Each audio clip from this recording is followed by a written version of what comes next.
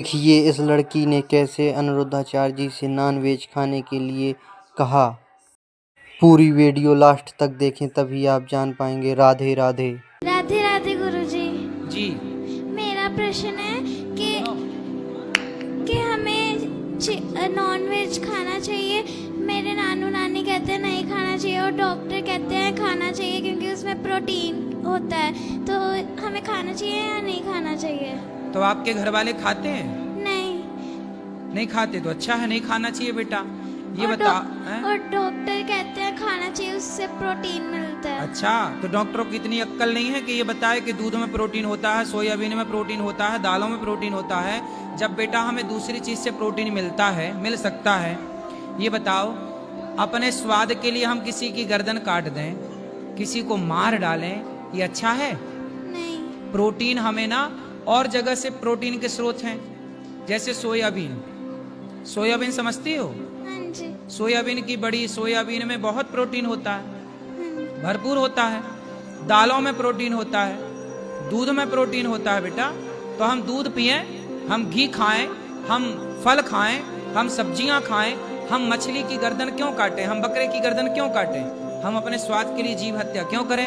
वो जो डॉक्टर साहब आपको बता रहे हैं ना, वो डॉक्टर साहब ऐसे डॉक्टरों के भेष में जैसे रावण सीता माँ को चुराने साधु बनकर आया था, ऐसे धर्म परिवर्तन करने वाले, धर्म को भ्रष्ट करने वाले ये कुछ डॉक्टर रूप बदल के डॉक्टर बन के बैठे हैं, जो सनातनियों को गलत सलाह दे के धर्म भ्रष्ट करना चाहते हैं। ठीक है, राधे राधे गुरु। अब बताओ, छोटे छोटे बच्चों को कह रहे हैं कि मांस खाना सही बता रहे हैं, तो बच्चों पे क्या असर पड़ेगा?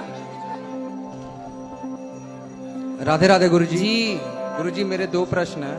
पहला प्रश्न ये है कि जैसे आजकल बड़ी बड़ी बिल्डिंगें बनती हैं, 16 तल्ला 18 तल्ला, तो उसी में ऊपर में एक छोटा सा पूजा रूम बनाए हुए हैं, तो उसमें शिवलिंग रखे हुए हैं। बहुत एक दो गुरुजी ने बोले कि शिवलिंग नहीं रखा जाता है उस तरह से, तो उसमें आपका राय लेना था।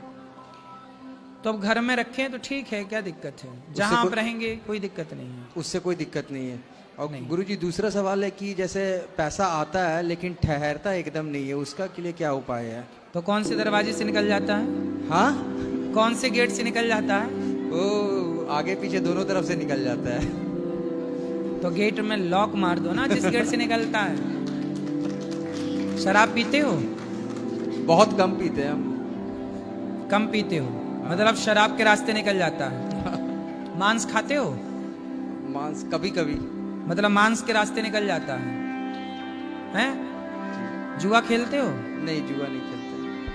तो आपके दो गेट खुले हैं, आपने बताया ना, दो तरफ से यही है। मांस में पैसा चला जाता है, शराब में पैसा जो है ना, धन होता है बेटा, लक्ष्मी। जी। पैसा को हम लोग क्या मानते हैं? लक्ष्मी हमारी कौन है रिश्ते में? माँ। और माँ को आप एक किसी जीव की हत्या करने में आप माँ को खर्च करोगे तो माँ नाराज होगी कि प्रसन्न होगी?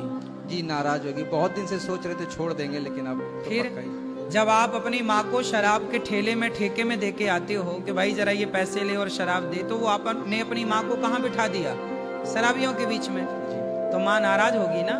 जी जी। हाँ बेटा, ये जो संसार में भिखारी लोग हैं ना, ये सब पिछले जन्म में ना खूब पैसे वाले थे, लेकिन पैसे पाके केवल दुरुपयोग किया तो लक्ष्मी ऐसी रूठी कि एक रोटी को तड़पा दिया, तरसा दिया कि देख तूने मेरा दुरुपयोग किया। इसलिए जो पैसे का आज मजा आता है ना, मांस खाने में, शराब पीने में, ओ अय्यासी करने में, इन सब का परिणाम लक्ष्मी जी चखाएंगे।